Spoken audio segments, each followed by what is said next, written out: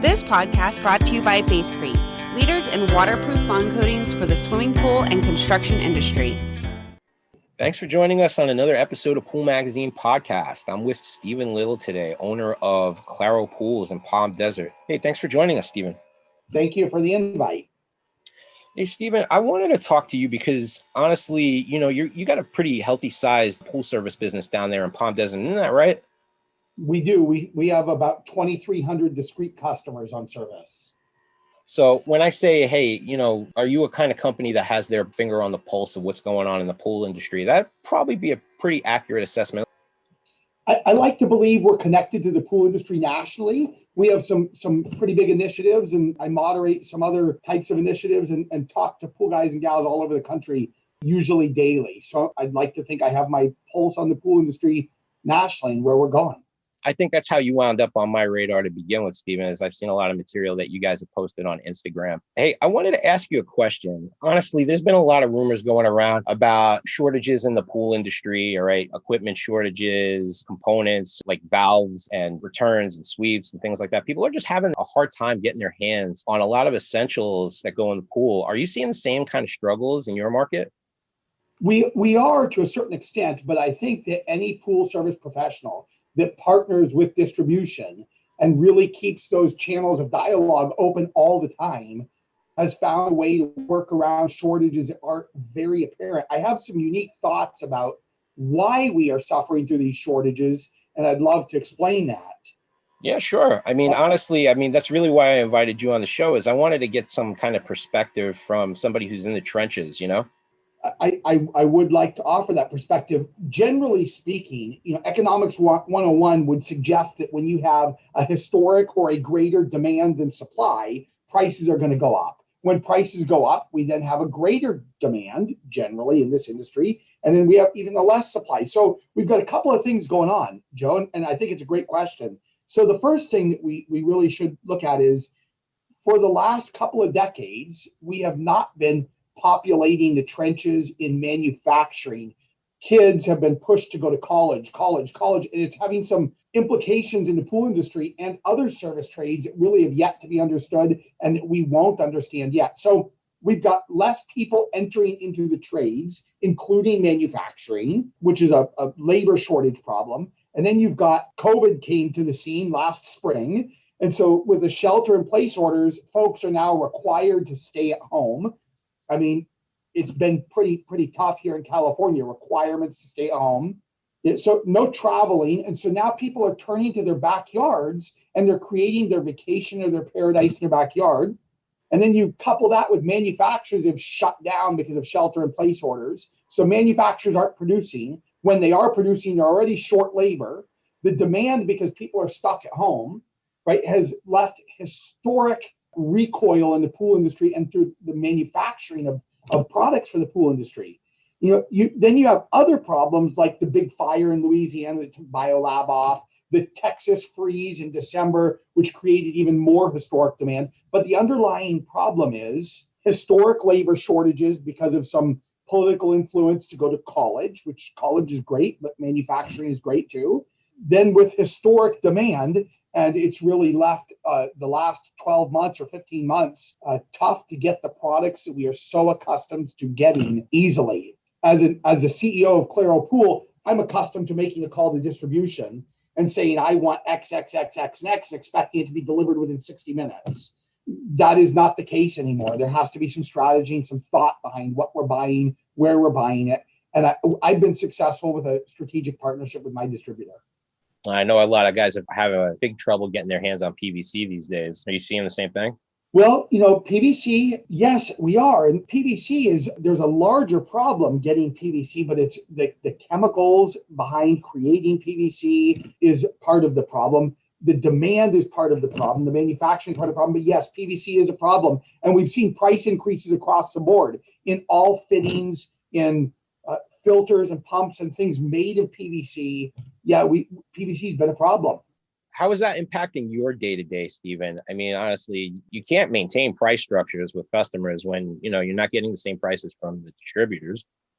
Well, I have to try to be the prognosticator of things that are going to happen because we enter into these maintenance agreements early in the year and we try to keep prices level throughout the year. But you're right.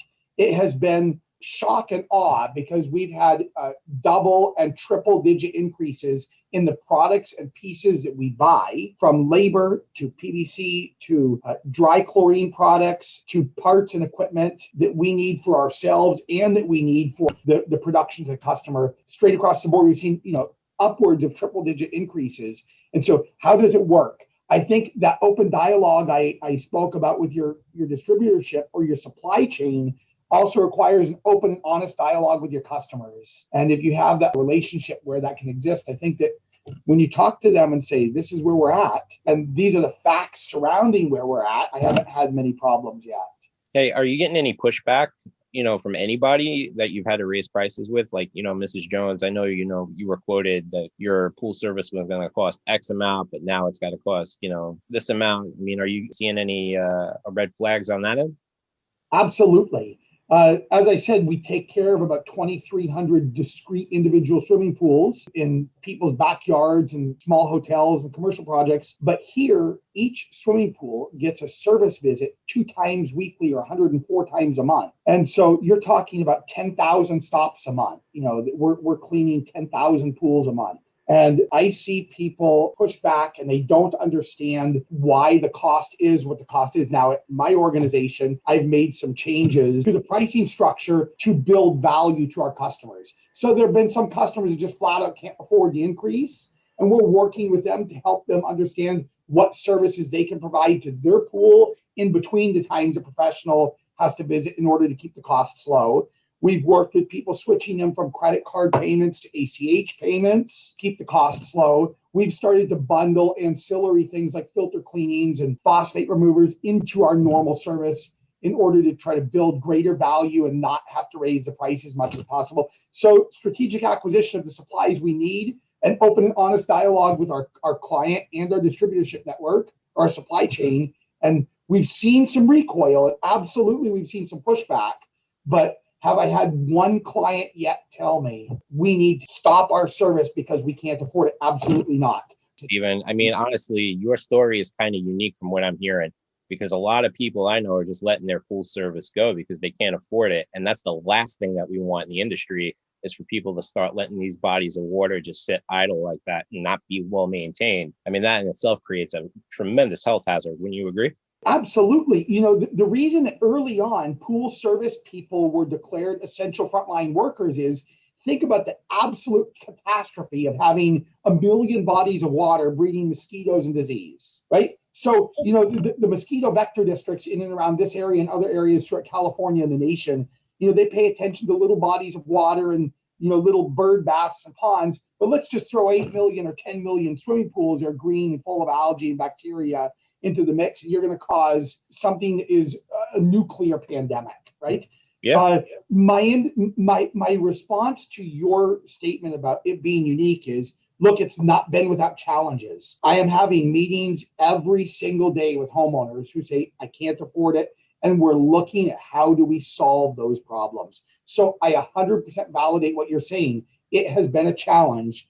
And every day we're having these conversations. But every day, as the leader of this organization, I am tasked with, and it's incumbent upon me to place people and their safety before money, and we'll find a way. Period. Paragraph. That's a great statement, Steven. Yeah, I mean, it's about being proactive versus reactive, really. Right. Yes. Well, what are some other struggles that you've had? Like COVID has been hitting everybody hard in different ways. I mean, on the pool builder side, the saying is, make hay when the sun is shining. These guys are killing it. But I mean, on the service side, I know you guys have had some serious struggles this year. I think the struggles are more acute. And to go backwards for a minute, I've been a California licensed pool builder for 25 years. I don't build pools. I don't engage in that sector of our business. My business is swimming pool maintenance and repairs. And I would say that, yes, pool builders are killing it. Yes, they're doing a great job. But I think that there are also stories of how pool builders are suffering. And the common struggle is access to skilled labor. If we're not going to have labor, who cares if we get product? right? Yeah, absolutely. So there are some great leaders in our industry that are making inroads to creating national training programs and accreditation programs and credentialing programs that will pay off in spades in a decade, right? Yeah. So I think that one of the common struggles between swimming pool contractors that build pools and swimming pool contractors that are pool professionals in the maintenance world is there's the common problem is absolutely access to skilled trained labor. Once we have access to skilled trained labor, then we have to have access to labor that is motivated to go out there and do the job. One of the unspoken things that people don't want to talk about out of shyness or fear of political retribution is that our legislators around the country have set up these systems by which potential employees are paid more to stay home than to go to work, right? And in the beginning of this pandemic, before we understood what it was important that people stayed home. But it is possible to protect your employees, protect your clients, and put them in a workplace. But when an employee can go say, I can make $25 an hour to stay home in perpetuity because of the way that the state government or the county government has set up unemployment, or I can go to work and make $20 an hour, generally speaking, that's not even a topic of conversation. They won't even come in for an application. So access to skilled labor is one of the problems common, I think, about across the whole industry in both sectors of the industry. In the swimming pool service industry, chlorine, liquid chlorine has always been ubiquitous and fairly inexpensive relative to what it costs to produce it. And I have a great partnership with liquid chlorine manufacturers, so we don't have problems with access to liquid chlorine. We have problems with access to bottles and shells and the plastics that make up the transportation of liquid chlorine. That's where the real problem lies, and people aren't thinking about that. Are you recommending other strategies to customers to help them save money? I mean, like, I know tabs are a fortune right now and they're hard to find. So I know a lot of guys are switching to liquid chlorine and they're employing some other tactics like borates and things like that. I mean, are you recommending any of these kind of strategies to customers? Well, so my educational background, just to be fair, is I hold a master's degree in organic chemistry. Right? I'm a chemist by training. I've implemented and employ strategies like H3VO3 or hydrogen borate across every pool. It's part of my value proposition. Borates, period. It reduces chlorine demand. When you buffer alkalinity and you keep the alkalinity stable and the pH stable, we can keep healthier pools with less chlorine introduction. I've never been a big fan of dry chlorine products. And frankly, I've tried them all. In 2018, forgive me, I switched my entire company over to Cal Hypo, and the precipitative calcium out of the water was such a problem that it was problem after problem, and I was constantly on the defensive trying to solve these calcium problems. So I moved away from that. So then we tried sodium dichlor or sodium trichlor, right? And so, and the problems with that is the absolute over addition of cyanuric acids, right? So I think that the answer is it requires a healthy mix of layers of different oxidizers and sanitizers. But I'm absolutely encouraging people to look to liquid chlorine as a ubiquitous, used to be less expensive solution to this problem. And if we all handle liquid chlorine and we have honest conversations and dialogue with our distribution network and our supply chain, I think we're going to get through this and we're going to come out of it okay. That doesn't mean this summer won't be a summer of challenges. And I really think it will. Yeah, well, I mean, just to educate some of the people that may be listening on this podcast that we're having, some of the challenges that these guys have been facing are tremendous price hikes that have come from some of the largest distributors, and that is predicted to increase the price of chlorine tabs probably by another 50 to 60% by July. All right, so this is the challenge that these guys are facing right now. I think that the challenge for the nation as a whole is there's a wide swath of pools that are only open for a short amount of time throughout the year. And those pools can be treated with trichlor for the amount of time that they're open, right? So it's become a part of the status quo. It's just what we do and what we've done for 30, 40, 50 years is to treat these pools with trichlor. And the access to trichlor is so limited, I think that you're undershooting the price increases we'll see. If you look back to July of 2020, August of 2020, I don't recall off the top of my head, September of 2020, a 50-pound bucket of domestically produced trichlor, right, was selling for $80, right? the same bucket of not domestically produced trichlor, which is a worse quality product, right? Which has got more fillers and more garbage inside the product, is double that today. I mean, there are markets paying $160, $170, $180 for a less expensive, worse manufactured product of trichlor than what we were paying 6 months ago. And I think that it's going to double again before the end of this summer. Yeah, Goldman Sachs released a pretty modest report. All right, like they what I felt was like they were hedging their bets with their numbers. But yeah, I would definitely agree. 50 to 60% is the minimum of the spectrum of what consumers can expect to see by midsummer. And when you have prices like that, if you're not talking to the people who are consuming your product or service, and you're not letting them know what's coming down the pipe, or if you're not letting them know, we're just doing a disservice to the industry, because for far too often, our industry has been considered, oh yeah, there's the pool boy, and I can get another pool boy. If I don't like this one's attitude or his shoes or the way he treats, or if they don't follow my protocols, I'll just get another pool boy, another pool boy, another pool boy. And that attrition has caused communication problems. And so until we get cohesive communication between the pool professionals servicing pools, and we're communicating professional standards to the people who are consuming the service of swimming pools, we're going to continue to flounder around and have these problems. But the reality is we've got to be in front of this issue. We've got to be communicating to our customers. Stephen, you're in the trenches. Who's at the forefront of that? I mean, who's really advocating for these guys? I don't know that there's anyone advocating for the pool service industry correctly. I think that the PHTA is doing a good job in what they're doing. I was a member of the CPSA, which has recently joined into the PHTA, so I now am a member of the PHTA.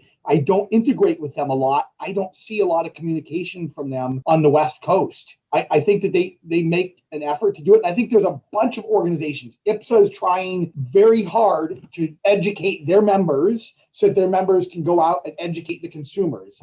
UPA, again, trying very hard to educate their members to go out and educate consumers. I think that what the National Swimming Pool Foundation did before it was absorbed and became part of the PHTA was pretty remarkable. I think that Stephen, you remember the drought we had, right? I remember the drought. Yeah, you're in Cali.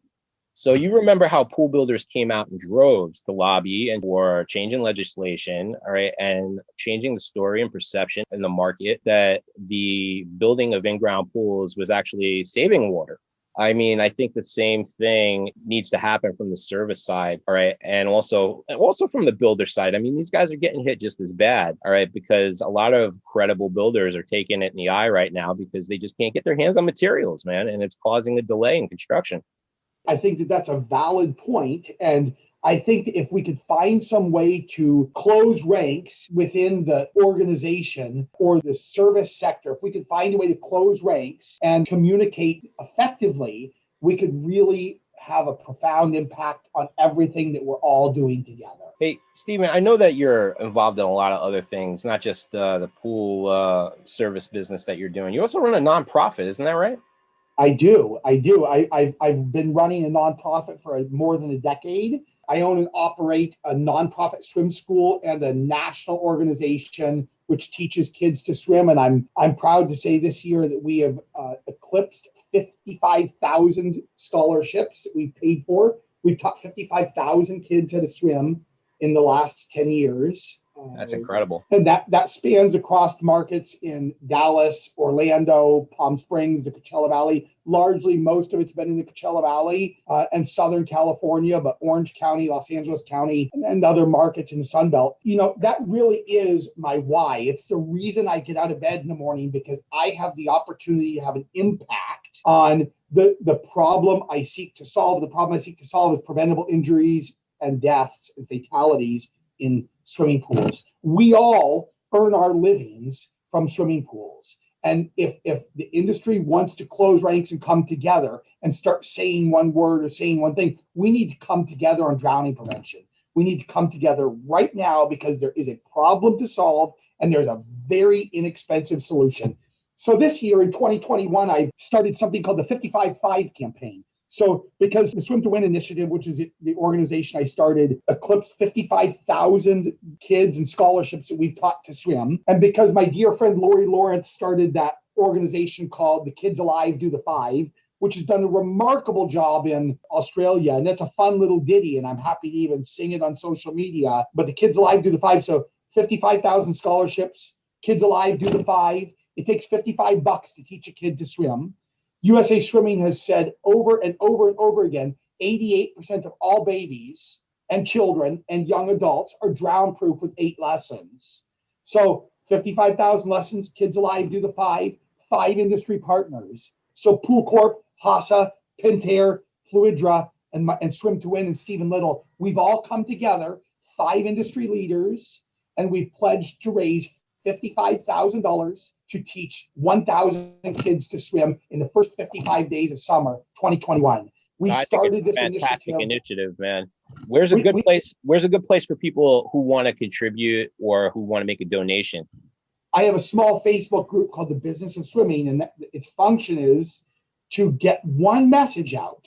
And so in The Business of Swimming, where we derive our livings, I ask you folks to donate $55 to change a child's life. The money goes directly to USA Swimming, and I can help steer that money. Money goes directly to USA Swimming, and we can turn the tide on that which we derive our livings from right here, right now. I appreciate you giving us the time today, Stephen, and giving us your perspective on what is going on out there with all these shortages. I think it's a great thing that they're doing. Remember, folks, May is National Water Safety Month, so it's a time right now where pool companies can make a difference. Thanks again so much for joining us, and a big thank you to our sponsor, Basecrete, the leaders in waterproof bond coatings for the swimming pool industry. Make sure to catch our next episode of Pool Magazine Podcast, where I'll be talking with one of the leading designers in the industry, Randy Angel. Believe me, that's one you do not want to miss. That's all the time we have today. We'll catch you next time on another episode of Pool Magazine Podcast.